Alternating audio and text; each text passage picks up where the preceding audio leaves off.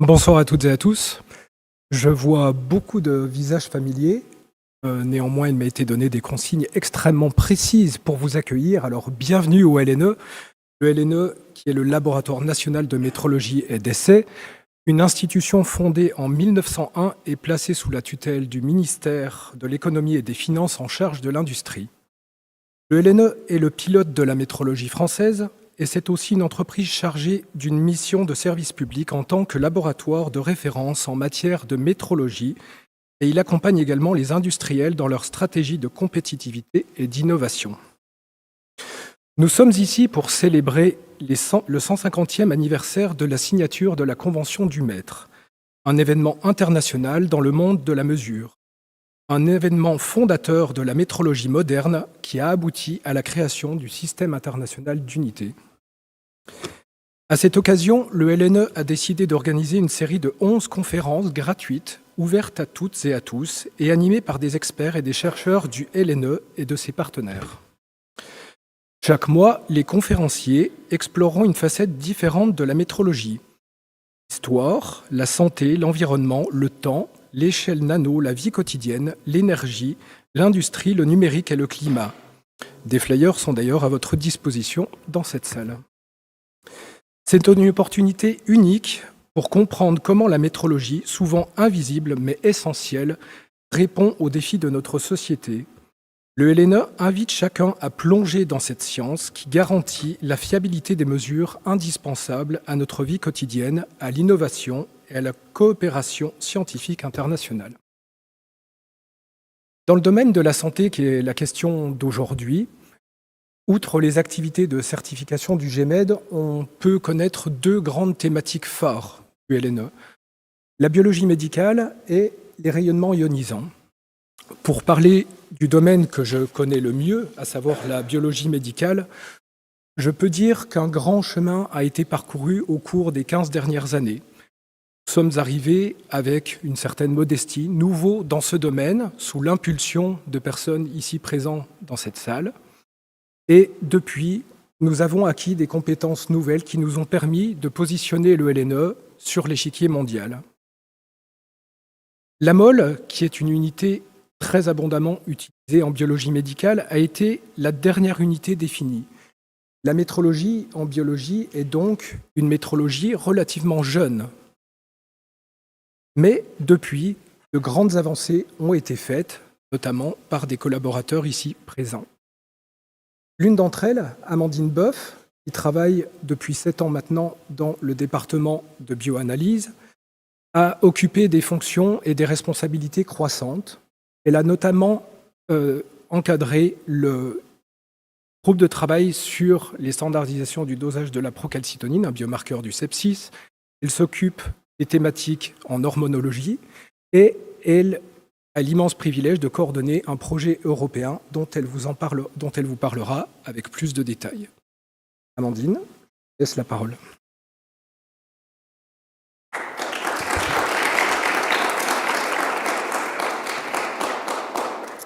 Merci beaucoup Vincent pour cette introduction. Donc effectivement, je vais commencer.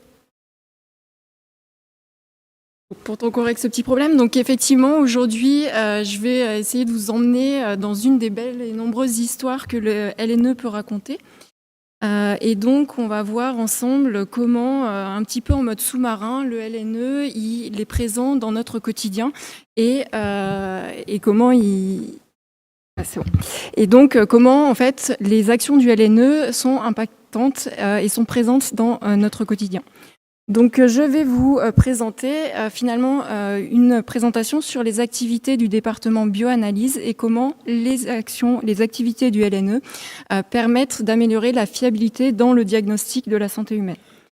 J'aimerais commencer par 3 mots-clés qui vont jalonner cette présentation et qui vont nous permettre de donner un cadre dans le cadre de nos missions sans cadre. Donc tout d'abord la métrologie. De quoi parle-t-on exactement quand on parle de métrologie ? Ensuite, le diagnostic en santé humaine, c'est un domaine qui est assez vague et finalement le LNE encadre une partie de ce diagnostic. Et enfin, la fiabilité. Qu'est-ce qu'on entend exactement quand on parle de fiabilité et comment le LNE et ses développements peuvent répondre à cette fiabilité pour le diagnostic? Alors, la métrologie, c'est la science de la mesure. C'est une science qui va définir les principes et les méthodes qui permettent de garantir la confiance des mesures. Donc finalement, se poser la question de ce qu'est la métrologie, c'est se poser la question suivante, qu'est-ce que la mesure? Donc là, je vais faire référence à la conférence qu'on a eue le mois dernier sur les mesures et leur histoire, qui est d'ailleurs toujours disponible sur la chaîne YouTube du LNE. Et finalement, si on devait retenir une seule chose de cette conférence, je dis bien si, c'est finalement mesurer, c'est comparer. Donc j'ai repris l'illustration de la balance qui est assez visuelle, parlante pour ces comparaisons. Et finalement, quand on va réaliser une comparaison pour la mesure d'un échantillon, pour la mesure d'un paramètre, la question que maintenant on va se poser, c'est comparer, mais à quoi? Et c'est à ce à quoi que les instituts nationaux de métrologie, dont fait partie le LNE, vont répondre. Et donc, ces instituts, ils vont être garants du développement et du maintien des étalons nationaux de référence qui vont être reconnus à l'international et qui vont permettre de raccorder les instruments de mesure au système international d'unité, donc qui est représenté ici. Qui est représenté ici avec l'ensemble des 7 unités du système international et qui sont définies au niveau international. Et ce système, il va nous permettre d'unifier les mesures au niveau du monde entier. Et donc finalement, le LNE, il va être responsable de la mise en œuvre de ces définitions et du développement de références. Et dans le cadre de cette présentation, on va plus particulièrement parler de chimie et de biologie et finalement des unités de quantité de matière, la mole, et aussi de l'unité de masse, le kilogramme. Donc maintenant qu'on a vu la métrologie et le LNE, j'aimerais plus particulièrement parler du diagnostic en santé humaine. Donc c'est un outil qui va être indispensable pour la santé de tous et qui va permettre aux médecins de pouvoir identifier une pathologie liée à des symptômes et également initier un traitement adapté en réponse à ces symptômes.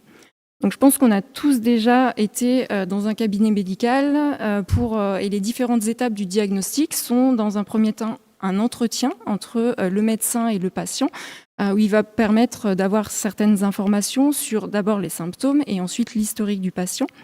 Ensuite, on a une partie d'un examen physique, donc avec une auscultation qui se passe toujours au niveau du cabinet médical.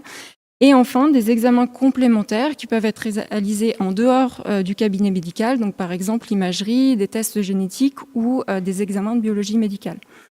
Et donc, dans le cadre de nos missions dans le département bioanalyse, on va plus particulièrement s'intéresser aux examens de biologie médicale. Donc, par exemple, lorsqu'on va réaliser une mesure de cholestérol lorsqu'on fait une prise de sang. Et donc, ces examens de biologie médicale, on va vouloir mesurer un biomarqueur. Donc, on a pris l'exemple du cholestérol dans des fluides biologiques qui peuvent être divers. Ça peut être du sang, de l'urine ou même le liquide céphalorachidien. Et donc, ce biomarqueur, donc le cholestérol, ça va être un indicateur qu'on va pouvoir mesurer et qui va nous donner une information sur le processus biologique du patient. Et on va pouvoir savoir si ce processus biologique il est normal ou s'il est pathologique. La plupart du temps, donc dans la majorité des cas, les mesures, elles sont réalisées par des immunoessais. Donc, c'est-à-dire une reconnaissance d'un antigène, donc qui va être notre cholestérol, par un anticorps. Donc, si on regarde plus en détail maintenant les étapes de cette méthode de mesure, donc on a tout d'abord ça va se présenter sous la forme d'un kit sur lequel on va fixer sur un support des anticorps de capture qui sont ici présentés en bleu. Et ces anticorps de capture, ils vont être spécifiques de notre biomarqueur d'intérêt. Donc, par exemple, si on reste sur le cholestérol total, ces biomarqueurs, ils vont permettre de reconnaître et de fixer le cholestérol. Donc ensuite, on va venir ajouter notre échantillon dans cette plaque. Et donc, les molécules de cholestérol qui sont représentées ici, un peu en ligne, elles vont venir se fixer sur notre anticorps de capture. L'étape suivante, c'est d'ajouter un second anticorps qu'on va appeler anticorps de détection et qui va nous permettre de récupérer un signal à la fin de l'analyse. Et on va venir exciter cet anticorps de détection et il va pouvoir réémettre un signal suite à cette excitation, par exemple de la fluorescence. Et donc ce signal qu'on va obtenir, il va être proportionnel à la quantité de cholestérol qu'on est venu fixer sur notre anticorps. Et donc finalement, comme on disait tout à l'heure, mesurer c'est comparer. On va comparer ce signal obtenu pour notre échantillon de patient à un étalon, donc un échantillon pour lequel on connaît la concentration. Et en comparant les signaux, ça va nous permettre de déterminer la concentration dans l'échantillon du patient. Donc, au niveau de ces immunoessais, il y a un certain marché. Et donc, on a différents fabricants de diagnostics in vitro qui vont produire des immunoessais pour différents paramètres, enfin différents biomarqueurs, mais également pour un même biomarqueur, on va avoir différents kits qui vont être disponibles. Et donc là, on en arrive à une des premières complications finalement dans le diagnostic, c'est de savoir est-ce que tous ces kits qui sont disponibles dans les laboratoires de biologie médicale, ils vont donner le même résultat. Donc, par exemple, si on prend l'exemple d'un patient qui veut faire une mesure de cholestérol, il va avoir à disposition différents laboratoires de biologie médicale ou différents hôpitaux. Donc, en fonction de l'hôpital qu'il choisit, peut-être que ces différents laboratoires, ils utilisent également différentes méthodes. Donc, on a un ensemble d'une multiplicité de parcours médicaux, une multiplicité de méthodes analytiques qui va nous donner une multiplicité de résultats. Et donc, une des grosses questions ici, ça va être est-ce qu'on obtient des résultats qui sont comparables, quelle que soit la méthode, quel que soit le laboratoire de biologie médicale dans lequel on est allé. Donc là, notre patient, il est allé dans le premier hôpital, il a obtenu son résultat d'analyse suite à la mesure du cholestérol. Et donc, il a une concentration massique de cholestérol qui est de 1,24 grammes par litre. Et également, vous voyez souvent sur les résultats d'analyse la méthode qui est spécifiée ici, où on a le modèle et la marque. Ça va être important pour assurer le suivi du patient, de savoir finalement avec quelle méthode le cholestérol a été mesuré. Ce qu'on retrouve également sur les résultats d'analyse, c'est un seuil finalement. Là, on voit que pour le cholestérol, si on a une valeur qui est inférieure à 2 grammes par litre, il n'y a pas de problème. Maintenant, si on a des valeurs supérieures, et notamment des valeurs supérieures à 2,4 grammes par litre, ce sont des valeurs élevées, et là, il va falloir potentiellement initier un traitement. Donc, les médecins qui vont utiliser ces examens de biologie médicale en soutien ou en confirmation d'une hypothèse diagnostique, ils vont avoir besoin d'une valeur qui soit fiable, donc sur laquelle ils peuvent compter pour pouvoir émettre leur diagnostic. Également d'avoir des valeurs seuil, comme on l'a vu ici avec le 2 grammes par litre pour le cholestérol total. Et également d'avoir besoin de comparabilité, c'est-à-dire que quel serait le résultat si finalement notre patient était allé dans l'hôpital numéro 3, est-ce qu'on aurait obtenu le même résultat ? Et donc là, on a différents outils qui nous permettent d'évaluer les différentes méthodes disponibles dans les laboratoires de biologie médicale pour pouvoir évaluer leur comparabilité et leur capacité à donner un même résultat. Et si ce n'est pas le cas, on a également des outils qu'on va développer pour pouvoir améliorer la situation. Donc tout d'abord, pour l'évaluation des méthodes de mesure, on va réaliser ce que l'on appelle des comparaisons interlaboratoires. Donc on va avoir un échantillon de sang qu'on va distribuer à différents laboratoires de biologie médicale au niveau national ou au niveau international. Donc là, on a réalisé un petit roman photo au laboratoire qui nous permettent de pouvoir illustrer cette comparaison interlaboratoire. Et pour notre échantillon, on remarque qu'on obtient des résultats de cholestérol entre 1,03 g par litre et 2,5 g par litre. Donc on pourrait se dire que la différence entre 1 et 2,5, elle n'est pas grande. Seulement, si on se rappelle tout à l'heure de la valeur seuil, qui était en dessous de 2, on est un processus biologique normal, mais au-dessus de 2,4, on est dans un processus biologique pathologique. Finalement, cette différence entre 1 et 2,5, elle est pas anodine. Et face à ces résultats, cette évaluation des méthodes de mesure disponibles, alors je voudrais juste préciser que là, c'est un exemple, c'est factice, c'est pas la réalité des mesures de cholestérol total.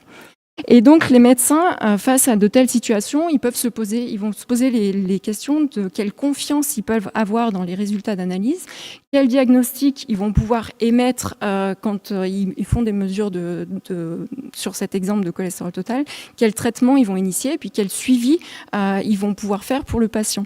Parce que souvent, ce qu'on a aussi au niveau des résultats d'analyse, on a une information sur les antériorités. Donc souvent, on a le résultat de l'analyse précédente, mais des fois, on peut avoir les informations d'un changement de réactif à compter d'une certaine date et que les antériorités sont plus disponibles. Et ça, c'est pour que le médecin puisse assurer un suivi du patient.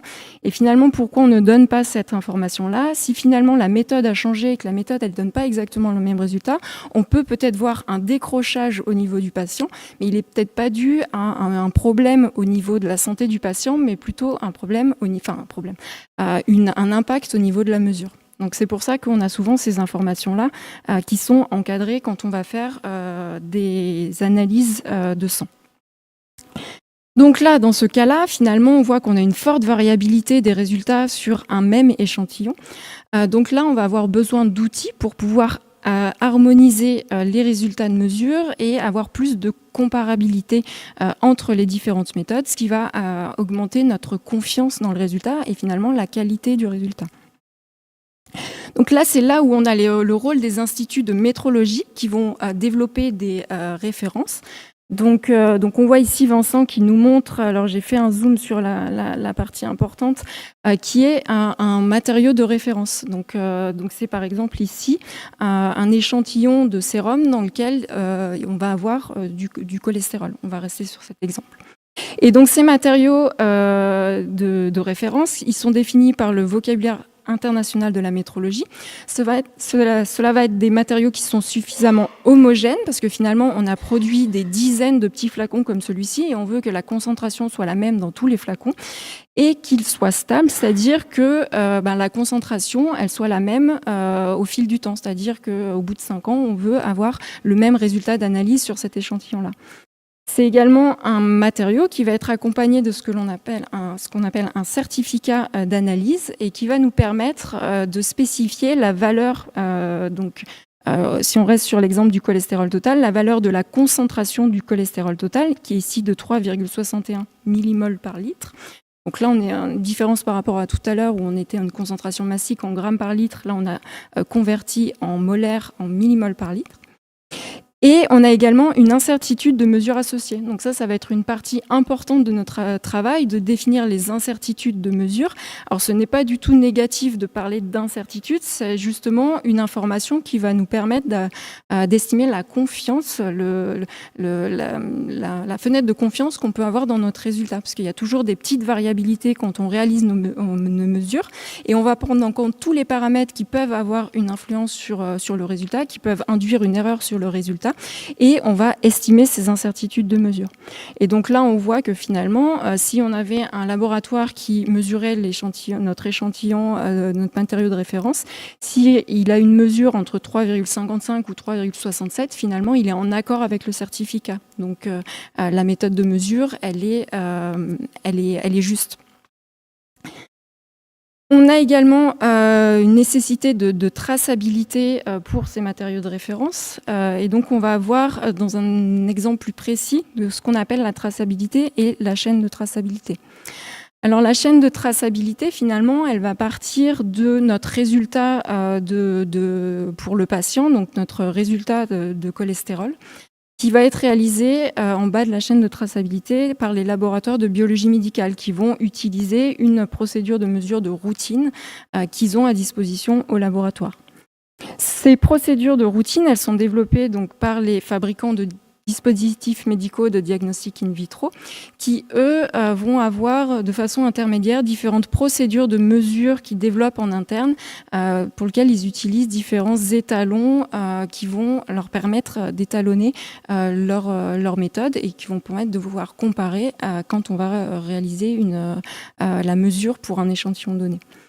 Et donc, ils utilisent des matériaux de référence secondaires. Et ces matériaux de référence secondaires, ils sont mis à disposition par les instituts nationaux de métrologie qu'on retrouve en haut de la chaîne de traçabilité et qui vont, eux, développer des matériaux de référence et des méthodes de référence et qui vont surtout lier finalement notre résultat de patient qui est en bas de la chaîne au système international d'unité, donc la référence métrologique qui est la plus haute possible et qui est reconnue de façon internationale. Donc là, on a une référence qui ne bouge pas et qui va nous permettre d'harmoniser les résultats de mesure en bas de la chaîne de traçabilité. Donc si on peut également voir ici sur le côté les fameuses incertitudes de mesure, donc on voit qu'elles augmentent plus on descend dans la chaîne de traçabilité, plus ces incertitudes augmentent. Ça, c'est tout simplement expliqué par le fait qu'à un étage de la chaîne de traçabilité, on va prendre en compte les incertitudes de mesure de tous les étages précédents, plus les incertitudes de mesure qui sont liées à la procédure de mesure en question ou par l'étalon en question.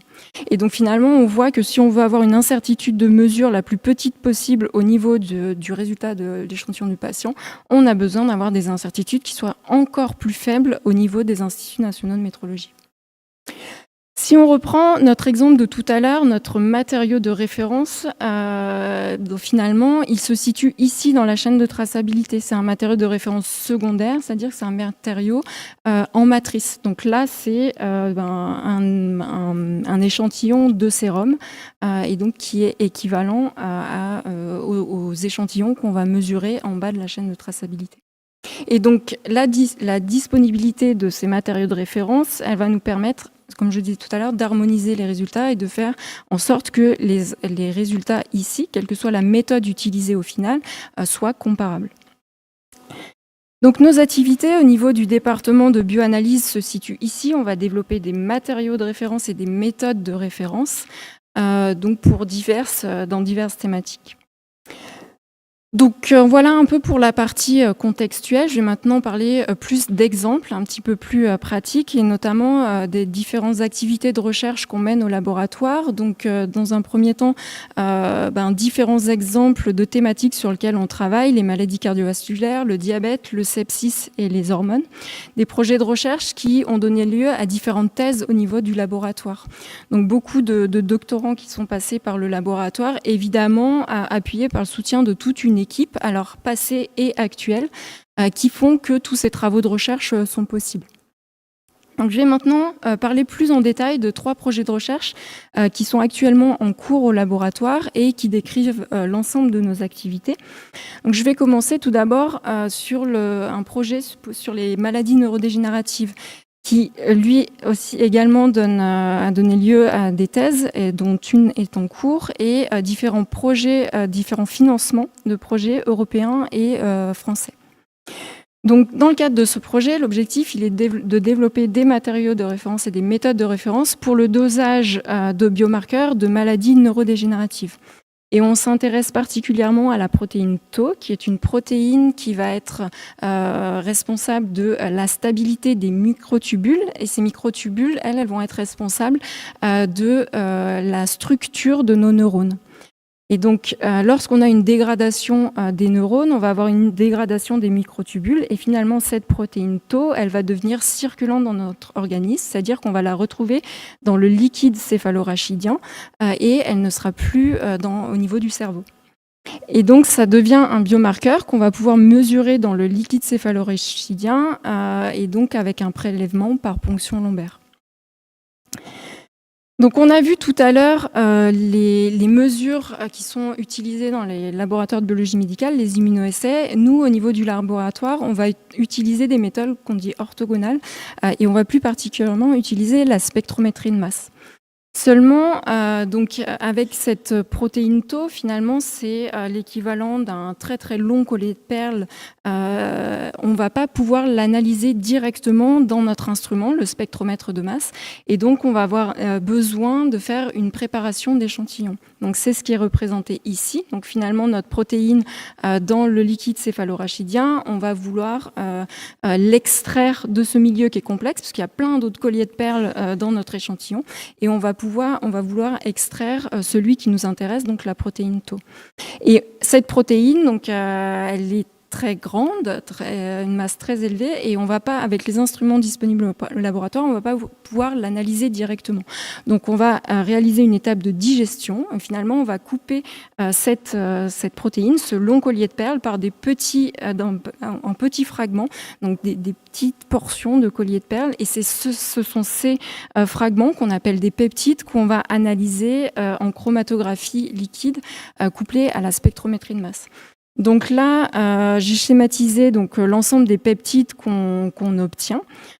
Et on va vouloir au fur et à mesure réduire la complexité de notre échantillon pour pouvoir être de plus en plus spécifique dans notre analyse. Donc admettons que le peptide d'intérêt soit ce peptide rouge ici.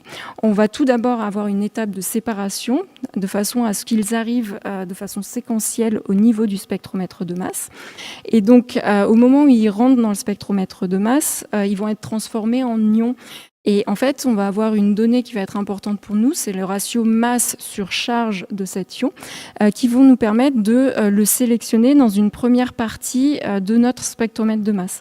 Et donc là, on va pouvoir spécifiquement sélectionner un peptide d'intérêt. Ça va être un peptide de notre protéine Tau qui était très large. Donc on va sélectionner maintenant ce peptide spécifique. Dans une deuxième partie du spectromètre de masse, on va le fragmenter, donc on va le transformer en encore plus petits bouts de notre collier de perles.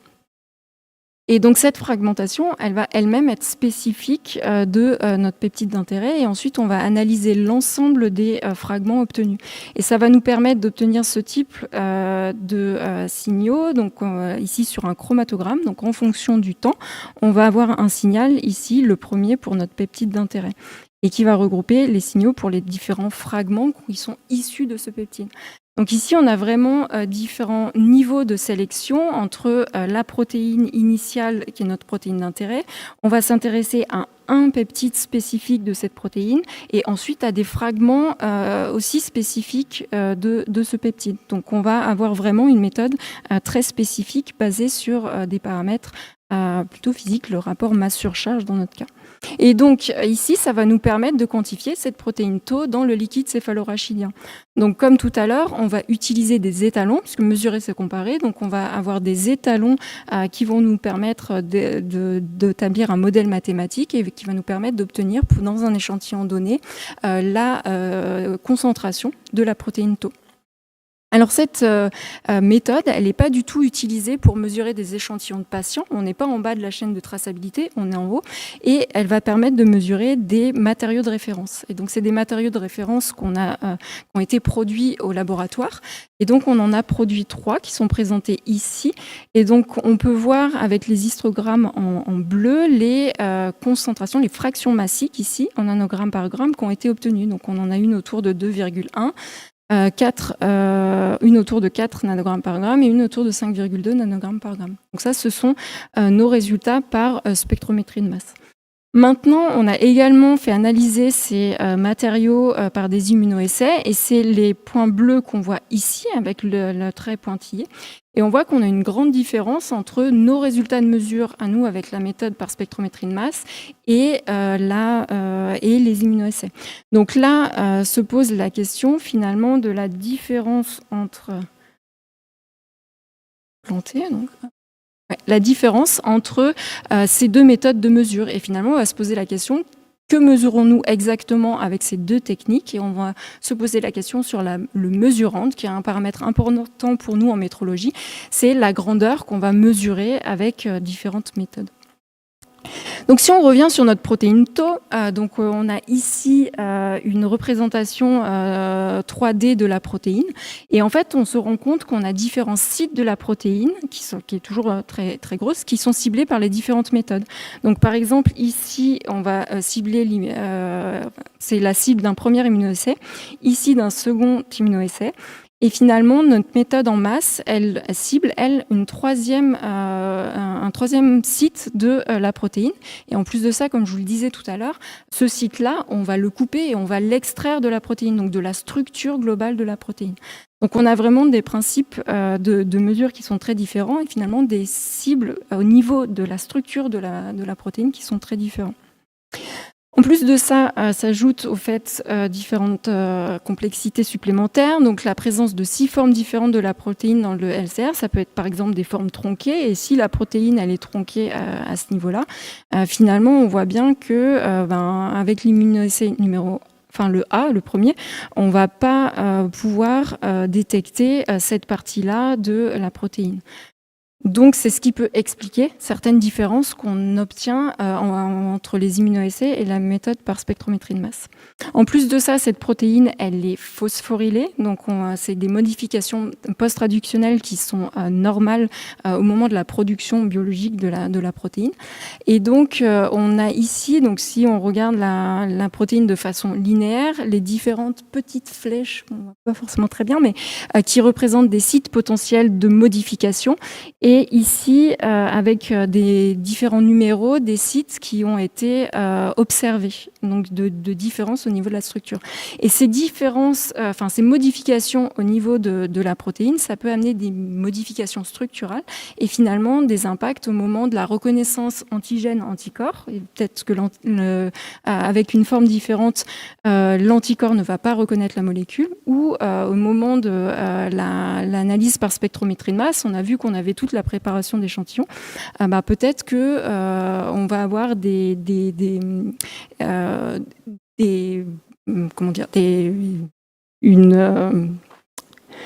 la protéine va agir différemment à ce moment-là. Donc ces modifications, elles vont avoir un impact sur nos mesures.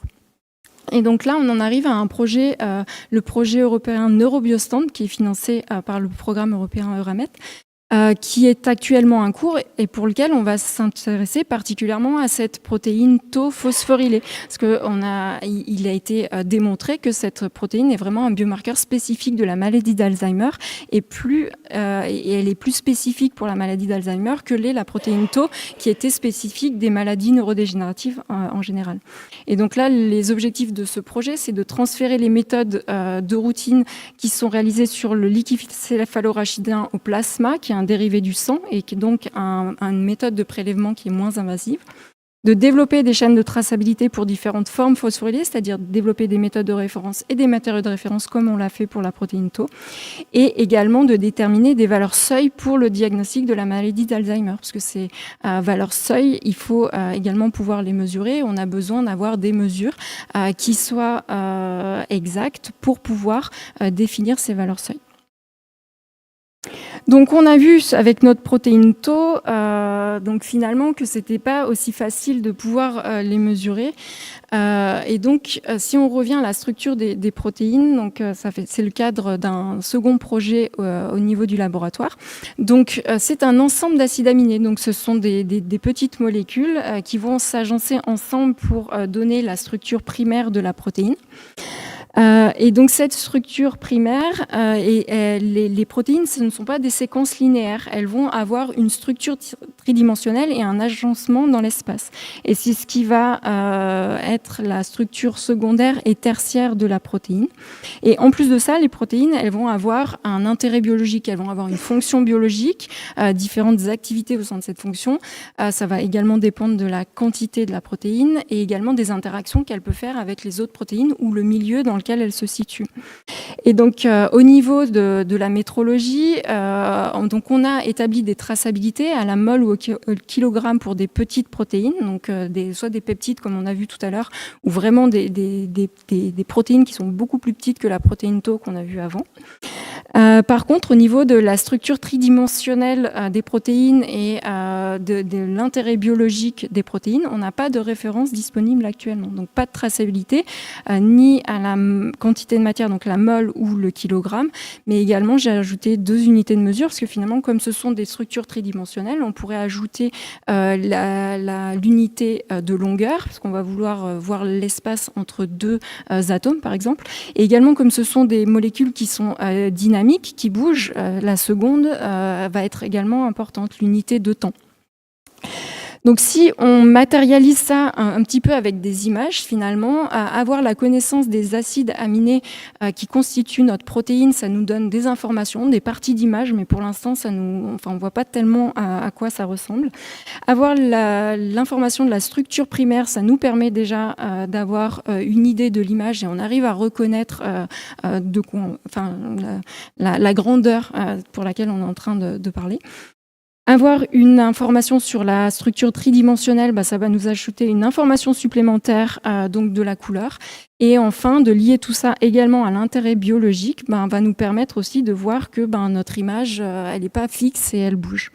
Et là, tout est là l'intérêt du projet PROMET dont je vous parlais tout à l'heure, qui a pour objectif d'étudier la structure des protéines et leur influence sur les mesures quantitatives et leurs fonctions. Et donc de comprendre un petit peu mieux pourquoi tout à l'heure, pour la protéine Tau, finalement, on avait des différences entre les résultats de mesure de les méthodes par spectrométrie de masse et les immunoassays. Et on va également on va développer des lignes directrices, des recommandations en matière de métrologie afin de mieux définir le mesurand quand on parle de protéines, parce que c'est pas évident et en fonction des méthodes, on voit qu'on a beaucoup de différences. Donc voilà pour le second projet. Pour le troisième projet, j'aimerais revenir sur nos différences entre la spectrométrie de masse et les immunoassays, et également notre échantillon de tout à l'heure, notre matériau de référence secondaire, donc en matrice. On avait vu au niveau de la définition au niveau du vocabulaire international de la métrologie, mais maintenant, pour les références biologiques, ce qui manque dans cette définition, c'est la capacité à représenter des échantillons de patients. Et c'est finalement ce qu'on appelle la commutabilité, qui est également définie dans le vocabulaire international de la métrologie. C'est la capacité des matériaux de référence à mimer le comportement d'un échantillon de patients. Et un défaut de commutabilité, ça amène un défaut de justesse dans les méthodes de mesure. Donc, pour expliquer un petit peu mieux, quand on a un échantillon de patients, il est mesuré directement par un immunoassay, par exemple. Maintenant, quand on a un matériau de référence, on va vouloir en produire plusieurs millilitres, voire 1 litre. Et donc, on ne va pas prendre 1 litre de sang au patient pour faire notre matériau de référence. On va prendre, et ça ne serait pas représentatif finalement de la population globale. Donc, on va prendre différents échantillons de patients qu'on va vouloir mélanger ensemble. Ensuite, on va, ce que je vous disais, on va produire différents flacons. Donc, on va redispatcher notre matériau de référence dans différents flacons. Pour les conserver, on va soit les congeler, soit les lyophiliser. Et donc finalement, avant la mesure, il faut qu'on les décongèle ou qu'on les remette en solution avant la mesure. Donc finalement, on voit qu'on a beaucoup d'étapes supplémentaires qui peuvent potentiellement avoir un impact sur la mesure et finalement être dégradées ou avoir un comportement différent par rapport à un échantillon de patients qui va être frais. Et pour cela, on réalise des études de commutabilité. Alors, c'est des études qui sont assez fastidieuses, qui demandent de mesurer 50 à 100 échantillons frais de patients, de mesurer avec l'ensemble des techniques disponibles commercialement, de mesurer chaque échantillon à plusieurs reprises, entre 3 et 6 réplicas en moyenne. Et on a besoin de renouveler cette étude de commutabilité à chaque nouveau matériau de référence qu'on développe. Donc, si on reproduit un lot de matériaux de référence pour le cholestérol, finalement, on va devoir refaire une étude de commutabilité. Donc, c'est vraiment des études qui sont chronophages. Et donc, comme on voit, on a besoin de beaucoup d'échantillons de patients. Et ces échantillons, leur disponibilité, elle est assez limitée. Et donc, c'est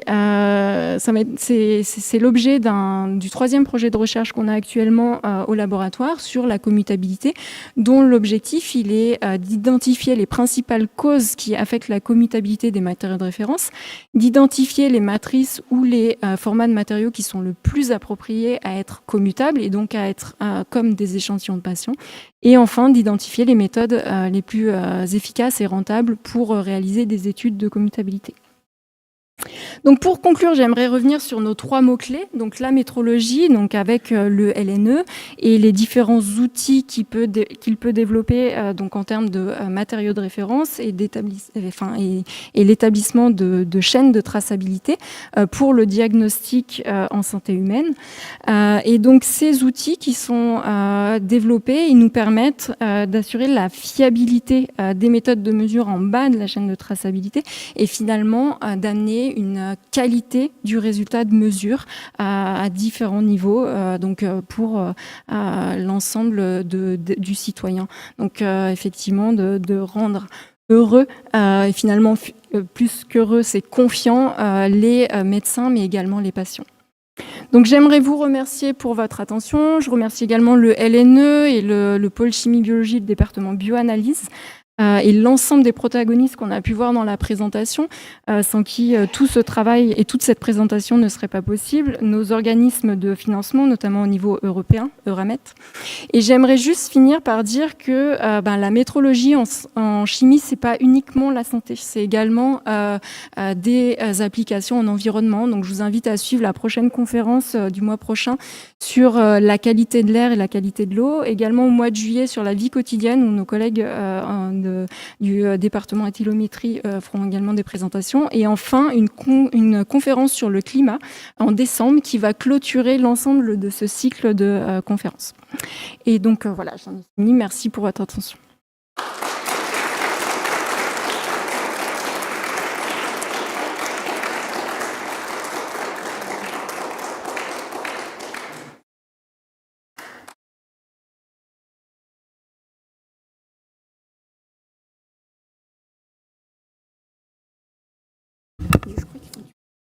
Merci Amandine pour cette présentation très intéressante. Y a-t-il des questions pour Amandine? Non, pour une ou deux questions.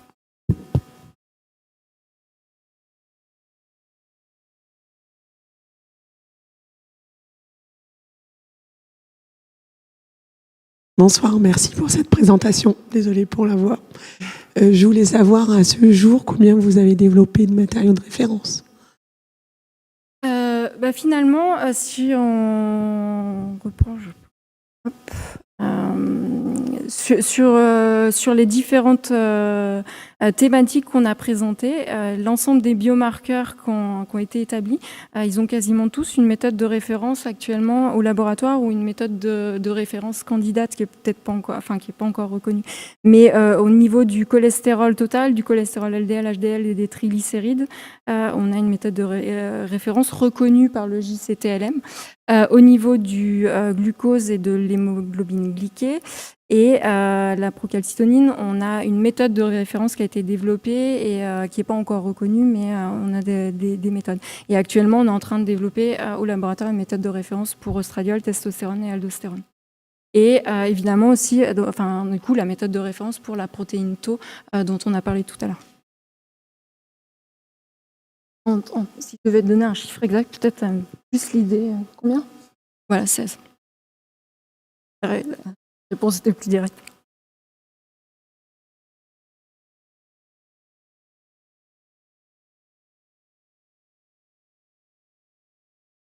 Merci pour la présentation. 11, s'il vous plaît. Je crois que c'est le 11. C'est celui du juste avant. Alors, évidemment, la partie de gauche, on la comprend très bien, c'est la traçabilité qui reprend ici matériaux de référence primaire. Mais la partie de droite, les procédures, comment sont-elles contrôlées? Parce que je vois, il y a des procédures de mesure permanentes du fabricant. Pas forcément. Comment peut-on s'assurer qu'elles sont valables, qu'elles n'introduisent pas de biais, d'erreurs dans la comparaison de proche en proche des étalons? Alors là, à ce niveau-là, au niveau des procédures du fabricant, ils sont, si un matériau de référence secondaire existe, ils sont tenus de se raccorder à ce matériau-là. C'est une directive au niveau de l'Europe où les matériaux de référence disponibles doivent être utilisés et commutables doivent être utilisés par les fabricants pour se raccorder. Donc finalement, pour pouvoir vérifier qu'au niveau de leur développement, on n'introduit pas de biais. Ça va être le premier outil, et un autre outil finalement, ça va être l'ensemble des comparaisons interlaboratoires qu'on va avoir et les évaluations externes de la qualité, un peu comme la schématisation de tout à l'heure finalement, en évaluant les méthodes qui sont réalisées dans les laboratoires de biologie médicale, parce que dans ces comparaisons interlaboratoires-là, ce sont les laboratoires qui participent, ce ne sont pas les fabricants, et donc on va pouvoir évaluer la justesse et finalement l'exactitude par rapport au matériau qui est utilisé dans la comparaison interlaboratoire. Alors ça peut être, il y a différents types de comparaisons, mais on peut utiliser un matériau de référence certifié dans le cadre de ces comparaisons interlaboratoires-là. J'ai une autre question, c'est mon dada, sur le transparent numéro 14, me semble-t-il. Non, alors c'est avant. Les résultats voilà.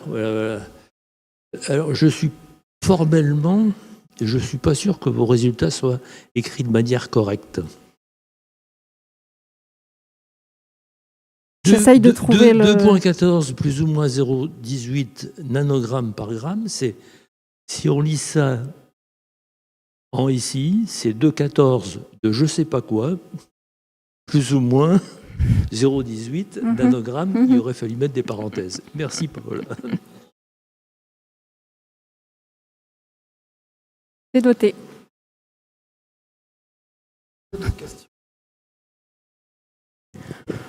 S'il n'y a que ça comme problème, ça va. Ouais.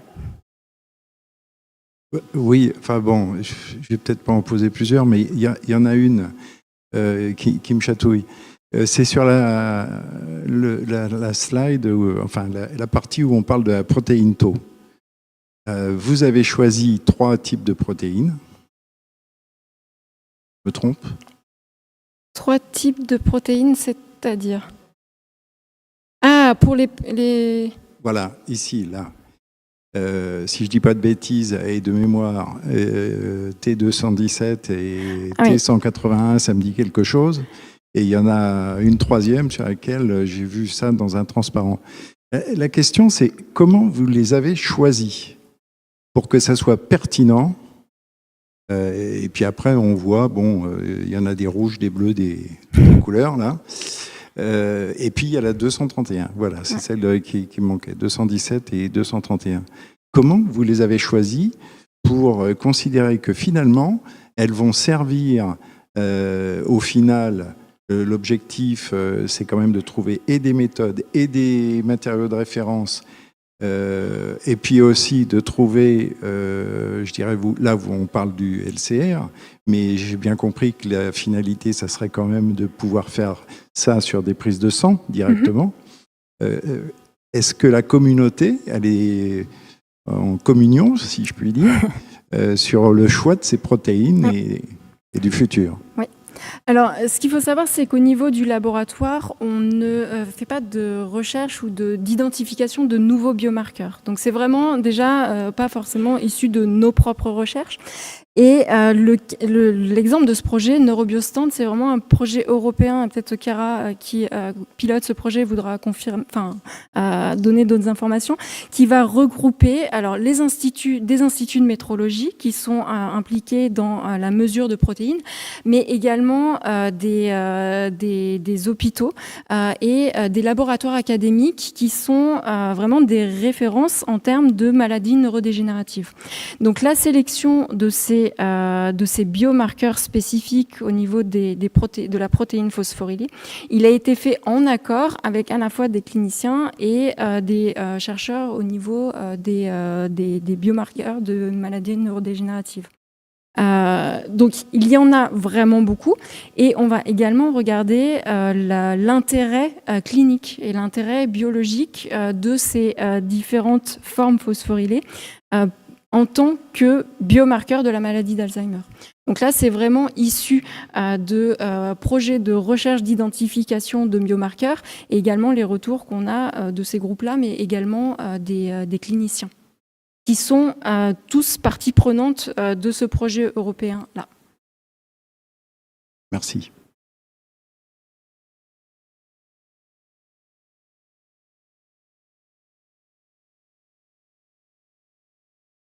Question rapide. Merci pour votre présentation parce que ça requiert toujours un effort de vulgarisation et de pédagogie et c'était très clair. Ma question, elle est sur la place du LNE dans des fournisseurs de matériaux de référence. Est-ce qu'il y en a d'autres? Est-ce qu'il y a des matériaux de référence où le LNE est peut-être le seul à les proposer? En termes de biologie, finalement, dans nos projets de recherche, et notamment là pour les maladies neurodégénératives, c'est les premiers matériaux de référence qui sont développés. Donc là, sur ces projets-là, effectivement, on n'a pas de compétiteurs actuellement sur le marché.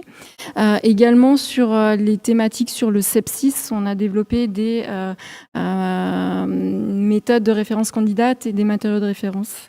Aussi, là non plus, il n'y a pas de référence actuelle. Et c'est vraiment ces deux exemples-là où on a des manques au niveau de la chaîne de traçabilité. C'est-à-dire que c'est vraiment des thématiques où on a identifié qu'il n'y avait pas de matériaux de référence secondaire, mais également pas de méthode de référence, pas de matériaux de référence primaire. Et dans ces projets-là, on a vraiment développé ces différentes références. Après, pour tout ce qui est les maladies cardiovasculaires, je pense qu'il y en a plusieurs qui sont disponibles sur les autres thématiques qu'on a vues avant, mais vraiment les projets de recherche actuels, on est positionné au niveau d'être les seuls à proposer ces matériaux-là.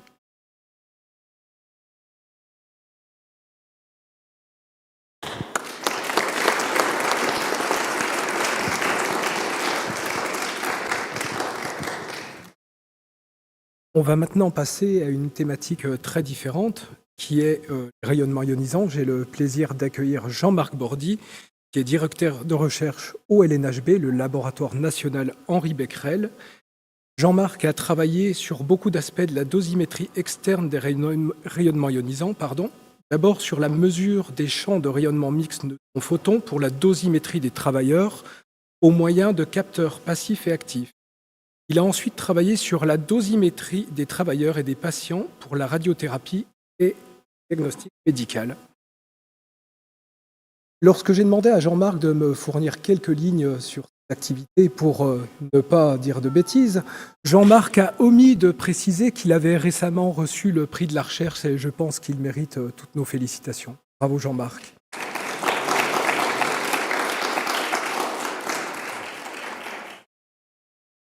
Non, tu peux le laisser.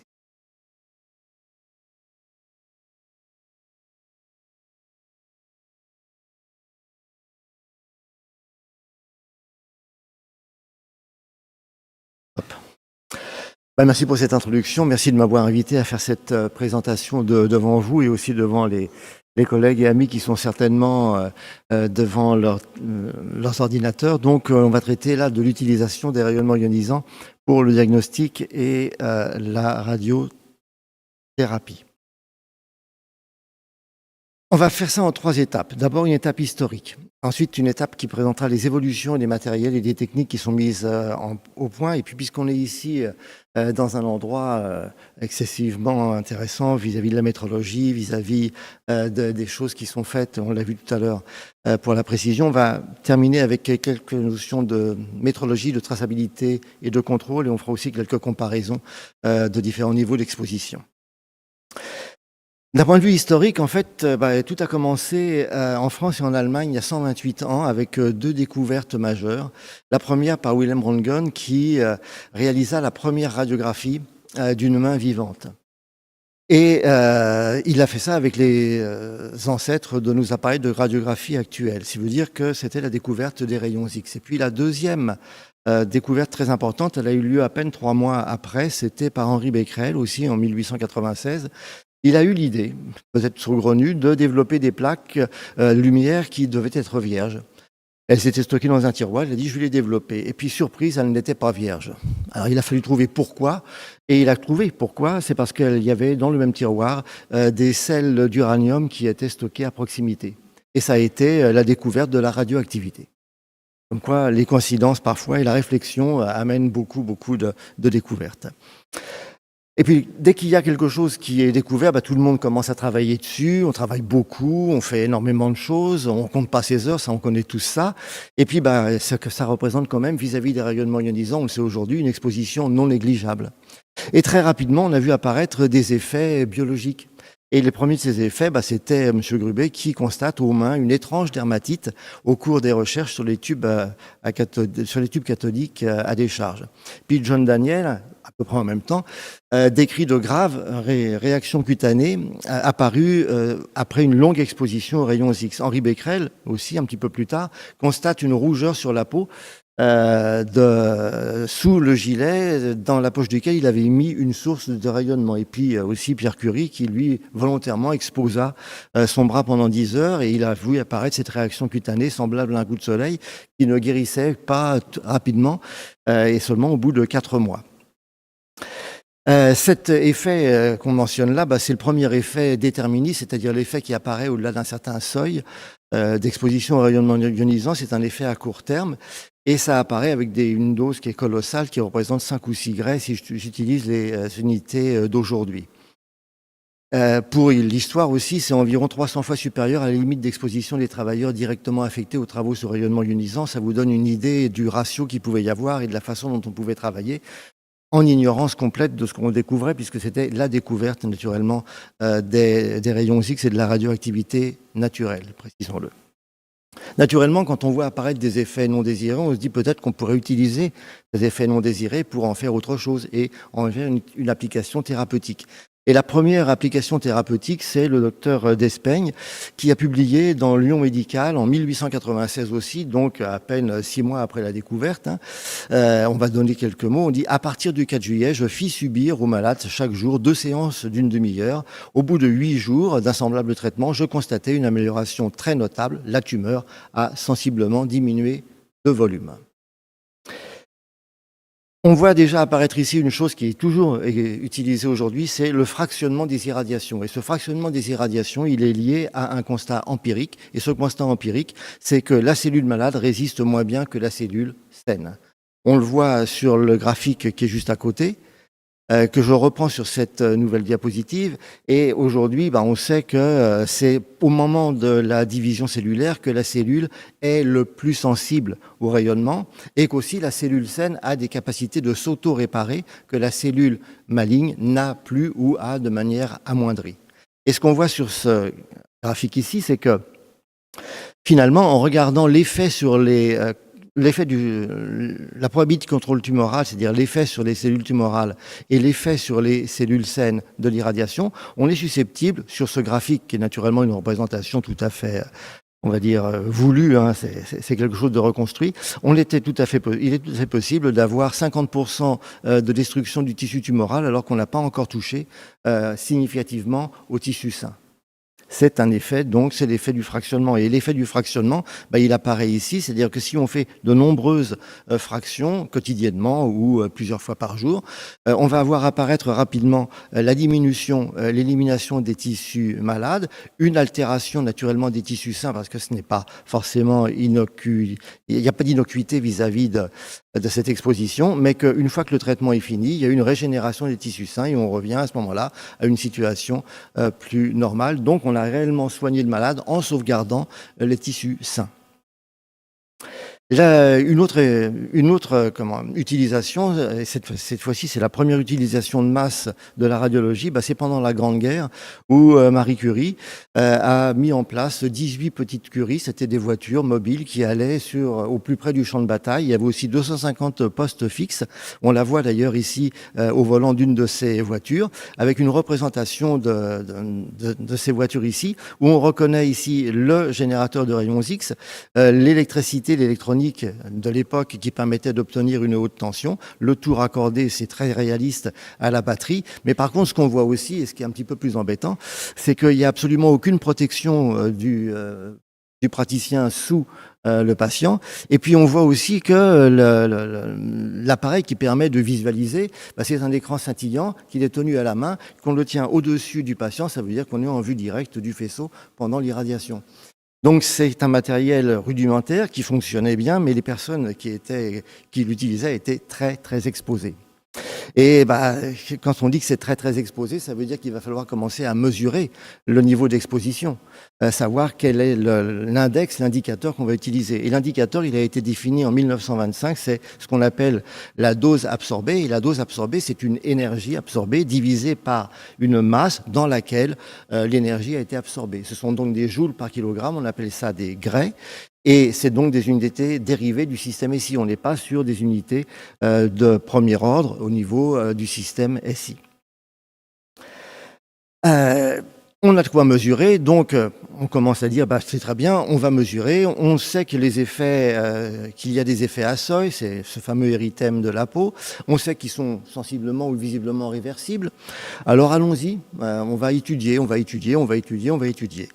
Et naturellement, il y a pas mal de gens qui commencent à sentir des effets un petit peu néfastes de l'irradiation. On voit ici le congrès de Solvay en 1927, et c'est pendant ce congrès que la première ébauche de radioprotection a été mise en place, où les gens ont dit, en prenant ce que j'ai mis entre guillemets à des marges de sécurité importantes, la limite d'exposition professionnelle annuelle pour le corps entier est fixée au 10e de l'apparition du premier effet déterministe, donc cet érythème cutané dont je parlais. Ça veut dire 550 milligray. Et aujourd'hui, je reprends l'exemple de tout à l'heure, la limite pour les travailleurs directement affectés aux travaux sous rayonnement ionisant est de 20 milligray. Il y a donc un rapport 30 qui a été utilisé, qui a été mis en œuvre entre 1927 et puis la fin du XXe siècle. Alors je vais faire une petite dédicace ici parce qu'on reconnaît sur la photo Einstein, Marie Curie et puis d'autres, si on a un petit peu plus l'habitude, Bohr, Heisenberg, Poincaré, etc. Mais je vais faire une petite dédicace à des amis parce qu'on voit que la parité n'est pas forcément très très bien respectée ici. Et si on pense au social event qu'on a l'habitude de rencontrer dans les conférences, s'il y avait dans ce social event un dancing ou quelque chose comme ça, côté danse de salon, West Coast ou rock and roll, ça devait être un petit peu limité de ce point de vue-là. Mais bon, c'était pas non plus à l'époque peut-être l'habitude d'avoir ce genre d'événements avec des conférences. Donc tout ça, bien entendu, c'est aussi à remettre dans le contexte de l'époque. Parce qu'à l'époque, l'hypothèse de l'origine microbienne du cancer est très répandue. On n'a absolument pas imaginé que les radiations pouvaient contribuer à l'apparition de cancer. Donc ça explique pourquoi les gens continuaient gentiment à s'irradier, à faire des manips et à travailler très tard, comme nous, on le sait aussi le faire aujourd'hui. Donc nous sommes dans les années 20. Dans les années 20, on a la radiothérapie avec le fractionnement, on a le radiodiagnostic, on a l'ébauche de la radioprotection. Et désormais, tout sera une question d'évolution des connaissances qui permettent d'améliorer les pratiques. C'est à partir de là que tout a perdu. Et c'est ce qu'on va voir dans cette deuxième partie de la présentation, où on va s'intéresser aux évolutions technologiques, aux évolutions des connaissances en physique, en biologie et en interaction des rayonnements avec la matière. Si on s'intéresse d'abord à la radiothérapie, il y a un constat qui est intéressant à faire. Un gray, donc la moitié d'une séance de radiothérapie aujourd'hui, ça représente une élévation de température de 0,00024 degrés Celsius. Ça veut dire que l'effet du rayonnement qui est thérapeutique n'est pas lié à l'élévation de température. C'est très clair. Et donc aujourd'hui, on sait qu'il y a une cible privilégiée dans la cellule et que cette cible privilégiée, cette cible biologique, c'est l'acide désoxyribonucléique, l'ADN, qui est porteuse du code génétique. Alors, il est intéressant de voir comment cet effet arrive et comment on influence au niveau de l'ADN le fonctionnement de la cellule. Alors les mécanismes biologiques inter- et intracellulaires ainsi qu'entre les organes sont très complexes et font encore aujourd'hui l'objet de beaucoup d'études. Mais on va regarder au niveau de l'ADN seulement ce qui peut se passer. Donc il y a des effets directs, c'est directement la molécule qui voit un de ses électrons éjectés par interaction du rayonnement avec la matière et ça normalement détruit une liaison covalente ou une autre liaison et ça va naturellement avoir une influence sur la capacité de cette molécule à agir telle qu'elle doit le faire. Il y a aussi des effets indirects, c'est-à-dire qu'il y a des réactions chimiques qui, suite à l'irradiation, vont intervenir et ces effets chimiques peuvent aussi avoir des effets importants sur la structure de l'ADN.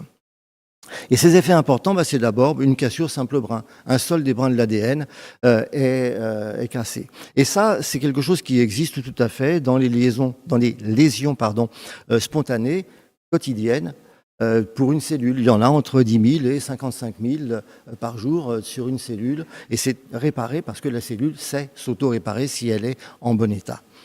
Vous avez aussi des pertes de base qui peuvent apparaître. Ça, il y en a environ entre 12 et 13 000. Des modifications de base, il y en a moins, il y en a 3200. Des cassures double brin, c'est un effet très important. Ça, c'est beaucoup plus difficile à réparer. Il y en a beaucoup moins quotidiennement. Il n'y en a que 8 ici en moyenne dans les estimations. Des pontages entre ADN, il y en a aussi très peu, 8. Des pontages avec des molécules, des protéines externes, il y en a aussi quelques-unes, c'est encore moins, et des sites multilésés, c'est-à-dire des choses qui regroupent un petit peu tout ce qui peut se passer au niveau de l'ADN. Là, il y en a, c'est pas évalué, il y en a très très peu d'un point de vue spontané. Maintenant, si on regarde ce qui se passe avec de l'irradiation, avec un gré d'irradiation, on voit que ce sont les lésions qui sont les plus difficiles à réparer qui vont être primordiales et qui vont rentrer en action. Avec les cassures double brin, les pontages ADN-ADN, les pontages ADN-protéines et les sites multilésés. Et ça explique pourquoi la cellule tumorale va avoir beaucoup de mal à se réparer et va être beaucoup plus sensible que la cellule saine. Maintenant, d'un point de vue de l'interaction rayonnement-matière, on va faire une différenciation entre les modalités de traitement en fonction du type de radiation et de ses modes d'interaction avec la matière. Et ça va nous amener à faire des choix en fonction de la profondeur de la tumeur et de l'irradiation des tissus sains autour. Si ici on regarde ce qui se passe en profondeur dans l'eau, et qu'on met ici, on considère que la position de la tumeur est ici, on l'a dit, à une quinzaine de centimètres de profondeur dans l'eau, on peut irradier avec des électrons. Électrons d'une énergie assez respectable déjà, 21 MeV, qui est une énergie classique pour les appareils de radiothérapie. Puis on voit qu'avec ce genre de choses, ce genre de particules, on irradie beaucoup devant la tumeur et finalement quasiment pas beaucoup au niveau de la tumeur elle-même. Donc sur une tumeur profonde comme ça, on aurait tendance à utiliser des photons. Et des photons ici, un exemple avec des photons de 20 MeV, où on voit que certes, on va irradier devant la tumeur aussi, mais qu'on va l'atteindre et l'irradier elle. On va aussi irradier derrière. Les photons ne sont pas arrêtés, ils sont seulement atténués. Il y a une troisième modalité qui peut être utilisée, c'est celle des ions lourds. Et là, on prend un exemple avec des ions carbone d'une énergie de 270 MeV par unité de masse atomique. Et on voit que les ions carbone, eux, vont laisser très peu d'énergie devant, beaucoup au niveau de la tumeur et un petit peu derrière. Aujourd'hui, les traitements sont prodigués majoritairement au moyen de photons et d'électrons parce que les installations qui sont susceptibles de donner des protons, donc des ions lourds ou des ions carbone, sont très peu nombreuses et sont moins standardisées et beaucoup plus difficiles à produire. Mais ça serait implicitement meilleur, quoique avec des particules lourdes chargées, on va aussi créer des neutrons et c'est beaucoup plus compliqué de se protéger et de gérer les neutrons sur une irradiation au niveau des patients que de gérer des photons et des électrons. Maintenant, on va voir comment on passe des machines des années 50 ou de la fin des années 40 ici, qui sont des machines qui fonctionnaient avec du cobalt, à cette machine qui est une machine de dernière génération qui est maintenant utilisée et implantée dans les centres de radiothérapie. La première chose, puisqu'on veut mieux cibler la tumeur et pour avoir une meilleure efficacité, on va essayer de faire une irradiation guidée par l'imagerie pour rattraper le mouvement des organes. Une tumeur qui est au niveau de l'abdomen, par exemple, va bouger avec la respiration. Et donc, ce qu'on va faire, on va suivre les mouvements de la respiration et on va s'arranger pour tirer au moment où la tumeur est sous le faisceau. Premier point. Deuxième point, on va essayer aussi de conformer le faisceau, la forme du faisceau, à la forme de la tumeur. Et ça, c'est fait avec ce qu'on appelle des collimateurs multilames qui sont ici. Et ça va nous permettre d'irradier le moins possible autour de la tumeur. Troisième point, on peut aussi tourner autour de la tumeur, autour du patient. Et de cette manière-là, on va focaliser dans tous les angles sur la tumeur. Donc on va accumuler la dose au niveau de la tumeur, mais on va répartir la dose sur les tissus sains autour de manière un peu plus homogène pour justement, en comparaison de la tumeur, ils reçoivent moins. Et puis la dernière chose, c'est ce qu'on appelle la radiothérapie adaptative, c'est-à-dire une modification en cours de traitement. On est susceptible, avec des appareils de diagnostic à rayons X de kilovolts, de suivre l'évolution de la tumeur au cours du traitement et éventuellement de corriger le tir, d'augmenter les doses ou de les réduire en fonction du résultat du traitement sur le type de tumeur qui a été irradiée. Il y a une dernière modalité qui est intéressante, c'est tout récent, c'est ce qui s'appelle la flash thérapie. Donc, puisqu'on est mieux capable de cibler la tumeur et qu'on a une meilleure efficacité, peut-être qu'on pourrait mettre davantage de doses en des temps plus courts, donc avec des débits de doses beaucoup plus importants. Et à ce moment-là, c'est M. Favaudon à l'Institut Curie à Orsay qui a le premier mis en évidence qu'il y avait peut-être un effet et que les cellules malignes supportaient encore moins bien l'effort débit et que les cellules saines le supportaient mieux. Et c'est ce qu'on voit sur ce premier graphique ici, où l'on voit que l'écart entre les courbes de survie des cellules saines et tumorales augmente avec le débit de dose. On voit ici les 3 populations de cellules saines qui s'écartent de la population de cellules tumorales ici, avec des débits plus importants. Et ça nous permet de regarder ce deuxième graphique en comparant les proportions de cellules tumorales éliminées en sauvegardant les tissus sains, c'est ce qu'on appelle l'indice thérapeutique, et on voit qu'il augmente avec l'augmentation du débit de dose. On voit que si on s'intéresse à la population de cellules saines, ici représentée en jaune, on aura déjà touché 25% des cellules tumorales alors qu'on n'aura pas encore touché les cellules saines. Et puis avec celles qui sont ici en noir, la deuxième population, c'est 68%, et avec celle qui est en rouge, c'est 97%. Donc on voit cet effet sur la flash thérapie, sur le débit qui est très important et qui peut permettre d'avoir un traitement encore plus efficace en sauvegardant encore mieux les tissus sains. C'est encore à l'étude et il y a aujourd'hui des machines qui se mettent en place à l'Institut Curie, à l'IGR, et il y a d'autres machines qui sont sous étude actuellement pour avoir des débits encore beaucoup plus importants que les machines qui sont en cours d'installation. Je vais vous montrer quelques-unes de ces machines sur cette diapo. Le premier exemple, ce sont des accélérateurs conventionnels. C'est l'accélérateur qu'on a au LNHB et qui permet de faire des études sur ce genre de thérapie, qui peut être comparé à cet irradiateur-là, qui est, lui, un accélérateur qui est intégré dans une machine rotative.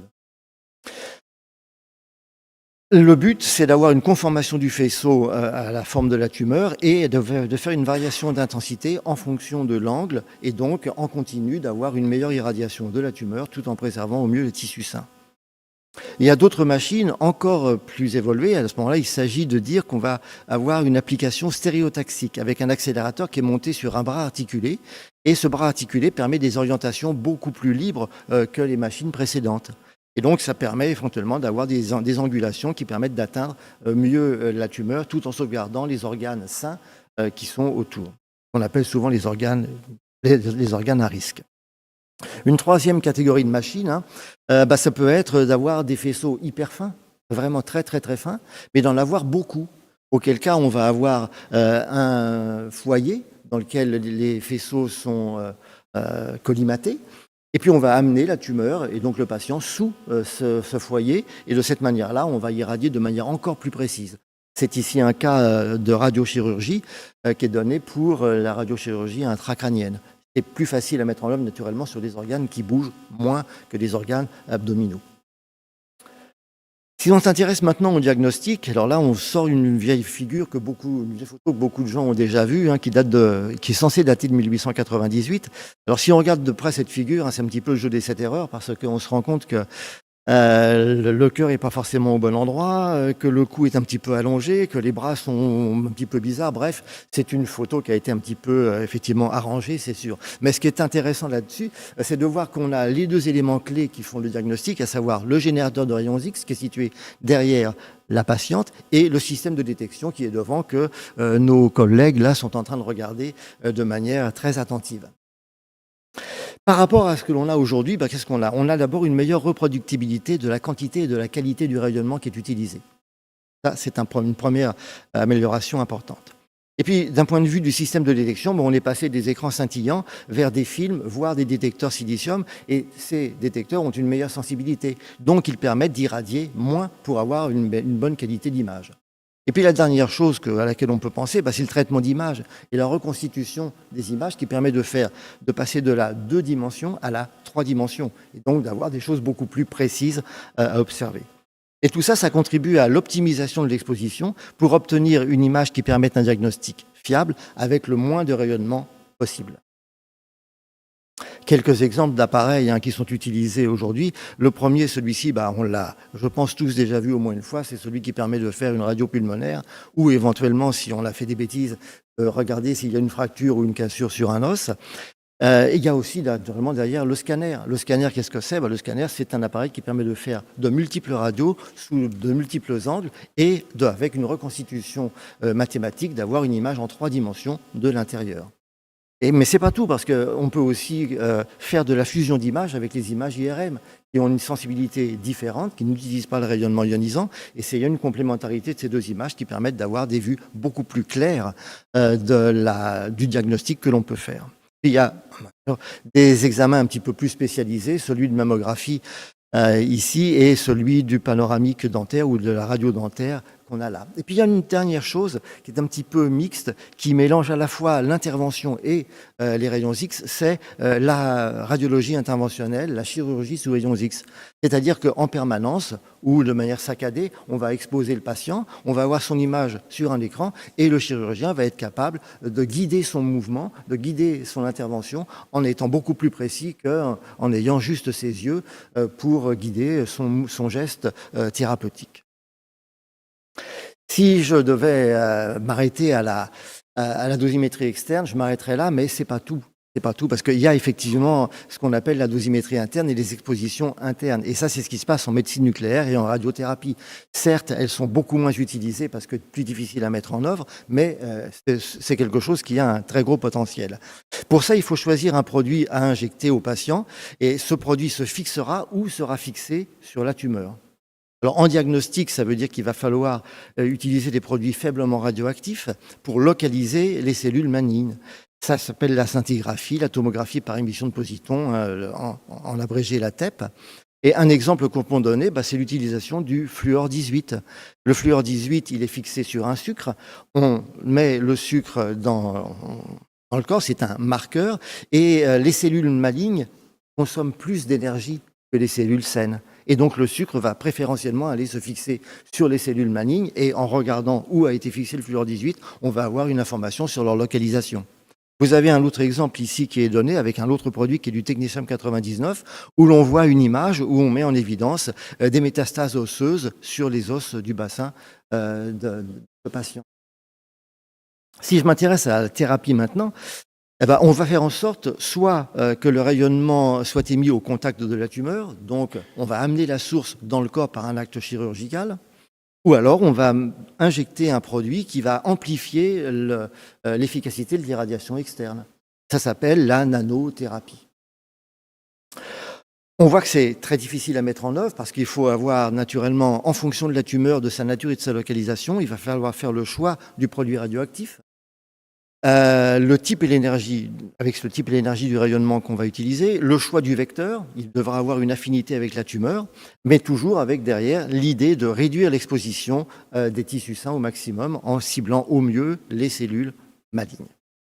On va arriver à la 3e partie de cette conférence avec quelques éléments de métrologie, de traçabilité et de contrôle. Pour parler de ça, on va s'intéresser au schéma simplifié de la chaîne métrologique en radiothérapie externe, depuis la référence nationale, qui est détenue par le LNHB en France, jusqu'au traitement.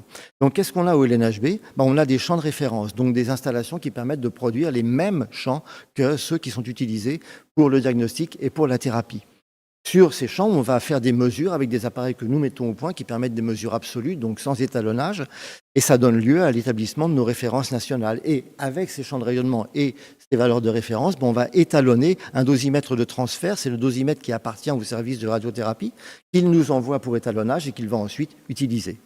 Et lui, ce service de radiothérapie, il va l'utiliser pour faire le test de réception et l'étalonnage de son installation de radiothérapie. À partir de là, il peut mettre en œuvre son traitement. Et pour mettre en œuvre son traitement, il va faire d'abord une imagerie du patient, il va faire un choix de traitement, un calcul de planification, une mise en place du patient, l'irradiation du patient. Et à chacune des étapes que l'on voit apparaître là, va y avoir des contrôles pour s'assurer que tout fonctionne de manière nominale. Et au niveau des laboratoires de métrologie, ce sont des contrôles qualité et aussi les comparaisons dont Amandine a parlé juste avant. Et puis au niveau de l'hôpital, va y avoir des contrôles qualité internes qui sont faits par les physiciens d'hôpitaux, des contrôles qualité externes qui sont faits par des sociétés qui interviennent et qui sont extérieures à l'hôpital. Il y a des validations au niveau de la planification, des calculs de planification.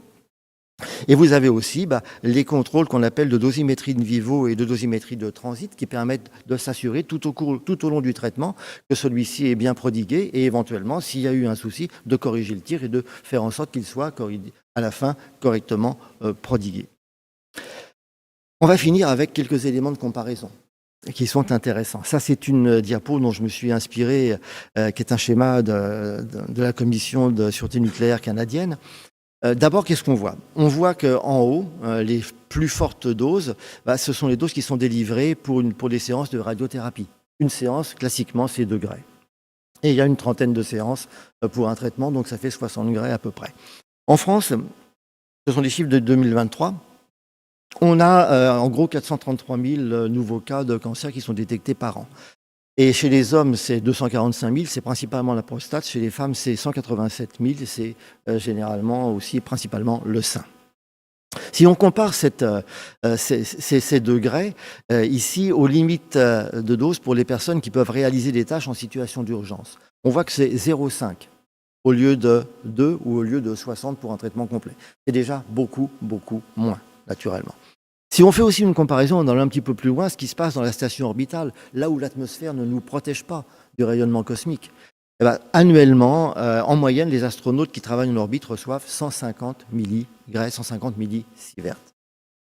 C'est à comparer à ce qui se passe au niveau du sol, où sur 5 ans, cette fois, on dit aux gens, vous ne pouvez pas dépasser 100 millisieverts, 100 milligray sur 5 années, avec 20 millisieverts par an en moyenne. On doit comparer ça aussi à ce qui se passe au niveau naturel. Il y a des endroits, notamment au Brésil ou en Inde, où on dépasse par an les 30 millisieverts, les 30 milligray. Donc on dépasse la limite qui est annuelle pour les travailleurs directement affectés aux travaux sous rayonnement ionisant. Puis si on regarde maintenant ce qui se passe au niveau de la thérapie, du diagnostic, on voit que la scanographie, c'est quand même pas négligeable, parce que ça fait quand même que 7 milligray ou 7 millisieverts. Donc, on ne va pas faire un scanner tous les 4 matins simplement pour avoir la beauté intérieure et se rendre compte de ce qui se passe à l'intérieur. C'est pas forcément. Et une radio des poumons, naturellement, c'est beaucoup moins. Ça ne représente que 0,3 millisieverts. Il n'y a pas de limite pour les expositions diagnostiques. Il n'y a pas de limite parce que ça dépend de la corpulence du patient ou de la patiente. Plus la patiente est corpulente ou le patient est corpulent, plus il va falloir de rayonnement pour avoir une vision interne correcte et donc faire un diagnostic fiable. Et puis on peut donner quelques exemples à côté. Dire qu'en France, par exemple, la limite, la dose annuelle liée au rayonnement d'origine naturelle, c'est 2,9 millisieverts. Et puis quand on prend l'avion, naturellement, on est en altitude. La couche de l'atmosphère est beaucoup plus faible. Et à ce moment-là, quand on fait des vols transatlantiques principalement, ou plutôt transatlantique ou même en allant sur d'autres continents, on voit qu'un Paris-New York, c'est 0,03 millisieverts, un Paris-Tokyo, c'est 0,15, un Paris-Buenos Aires, c'est 0,10. Et ça, ce sont les personnels navigants, sont des personnels qui sont effectivement exposés au rayonnement ionisant, des personnels qui sont suivis.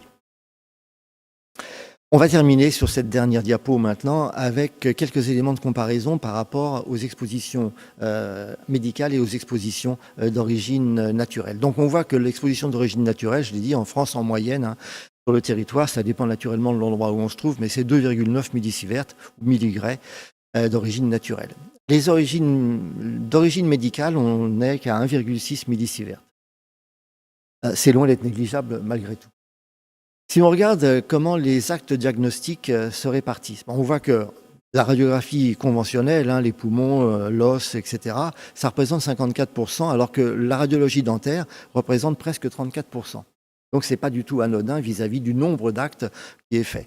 On constate aussi que la scanographie représente une dizaine de pourcents, que la médecine nucléaire est très très faible à 1,3%. Maintenant, si je regarde en dessous, le camembert du dessous, on voit que en termes de dose, cette fois-ci, c'est la scanographie qui est largement majoritaire, parce qu'elle représente 71% des doses. Et ça, c'est lié à ce que je disais tout à l'heure, à savoir que comme pour une scanographie, on fait de multiples radiographies dans différentes orientations, forcément, la dose s'accumule. On regarde que la médecine nucléaire passe à 7,8%, donc on irradie effectivement davantage, et que le dentaire, cette fois-ci, ne représente plus que 0,2% des expositions, donc c'est tout à fait faible ici. Et je voulais terminer là-dessus en disant juste un mot avant de vous remercier pour votre attention, qu'il y a un domaine que je n'ai pas abordé, qui est le domaine futur. Et dans ce domaine futur, il y a une chose qui nous saute au visage, c'est l'intelligence artificielle. Et il est évident que dans l'avenir, cette intelligence artificielle, je pense qu'il va y avoir des questions là-dessus, va nous permettre d'améliorer beaucoup la précision du diagnostic et la précision des traitements. Je vous remercie pour votre attention.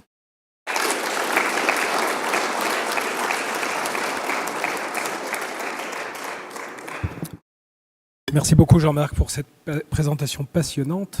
Y a-t-il des questions pour Jean-Marc ?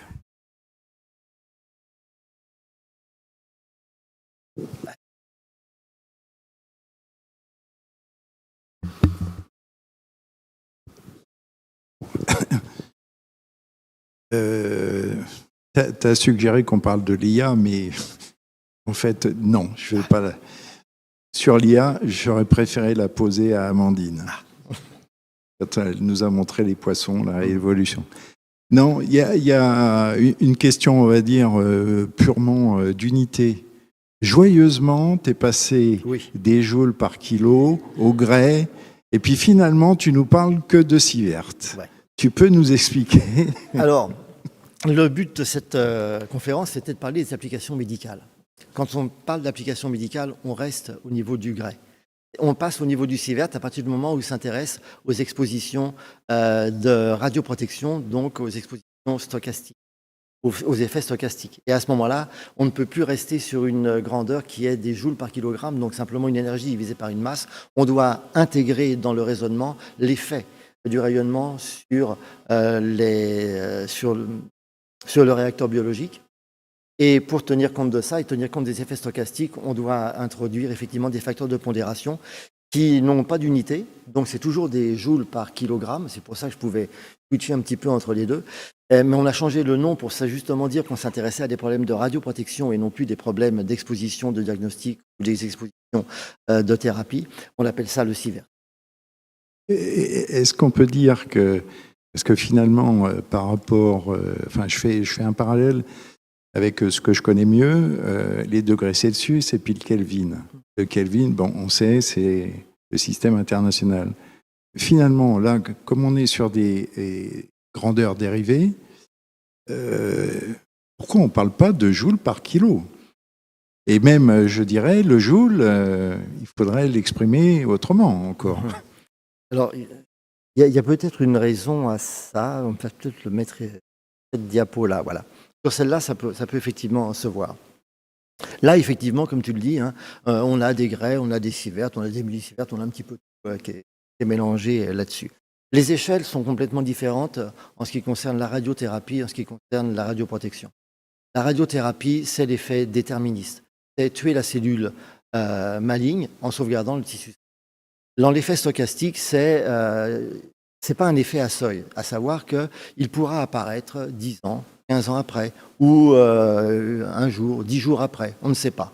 C'est simplement une augmentation de la probabilité d'apparition de cet effet stochastique, on va parler principalement de cancer, pour ne pas aller trop loin, qui augmente avec la quantité de rayonnement que l'on reçoit. Et à ce moment-là, on préfère parler en sievert pour bien différencier les deux domaines. C'est une tradition, je dirais, usuelle pour les différentes communautés. C'est plus qu'une tradition, ça a réellement un intérêt pour mieux savoir de quoi on parle. Merci Jean-Marc. Y a-t-il d'autres questions ?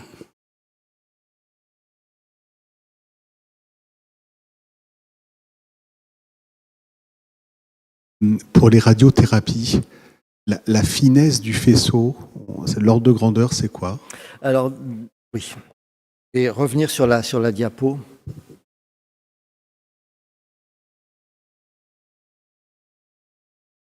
Je pense que c'est sur cette diapo-là. À droite, là, tout à fait. Dans les deux premiers exemples qu'il y a là, hein, ce sont des collimateurs multilames qui sont mis en œuvre et donc la finesse de ce faisceau dépend de la forme de la tumeur. Jusqu'à, on va dire, la fin du XXe siècle, les faisceaux étaient relativement larges parce qu'il y avait des marges de sécurité, parce qu'on n'avait pas la possibilité de cibler tel qu'on le fait aujourd'hui avec les différents éléments dont j'ai parlé, hein, le gating et ce genre de choses. Et les faisceaux étaient de taille 2-3 cm de diamètre, comme ça. Aujourd'hui, on peut descendre beaucoup plus bas et sur des machines comme celle-ci, on descend assez aisément jusqu'à 0,5 cm de diamètre. On veut parler simplement de faisceaux circulaires. Mais encore une fois, ils ne sont pas circulaires, ils sont conformés à la forme de la tumeur. Sur les faisceaux qui sont ici au niveau de ce genre de machine, hein, qui s'appelle le CyberKnife, pour lesquels c'est Accuray qui m'a permis de donner cette photo et qui m'a fourni naturellement les éléments de photo ici, ce sont des faisceaux qui descendent en dessous en dessous les 5 mm. Hein. Ça peut être plus petit que ça.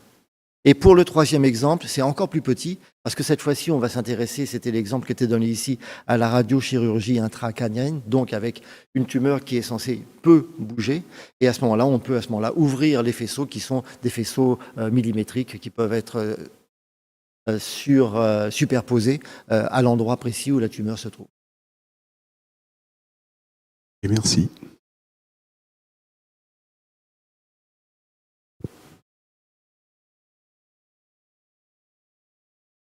J'aimerais aussi poser une question.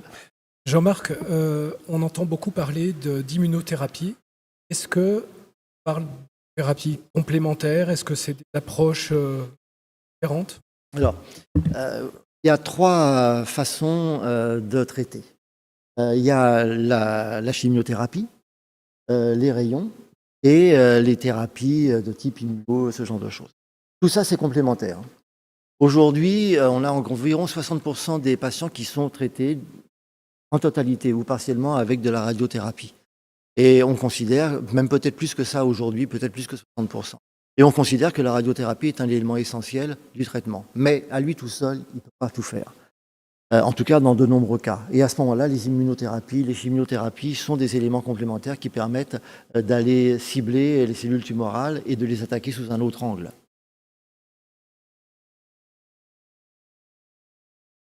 Une autre question. Tu as présenté différentes pistes. C'est un saint graal de la radio. Pas rêvé pour l'instant, mais peut-être dans le futur sera possible. Alors, un saint graal, je ne sais pas, mais effectivement, tout est question de ciblage. Tout est question de savoir quel est le meilleur moyen de détruire la cellule.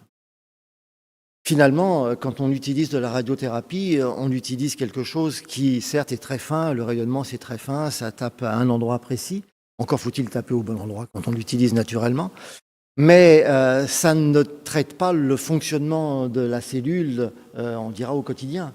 Ça la détruit, ça détruit son ADN et ça l'amène soit à se suicider, soit à mourir ici.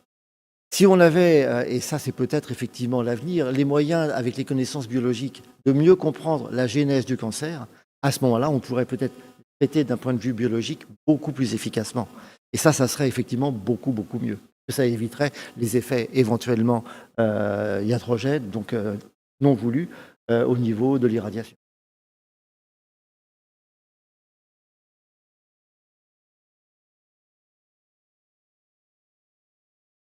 Je vous remercie.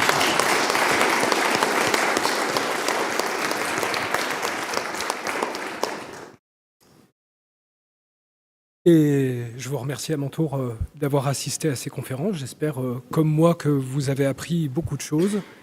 Et merci encore d'être venu au LNE. Je vous souhaite une bonne fin de journée, une bonne soirée. Au revoir.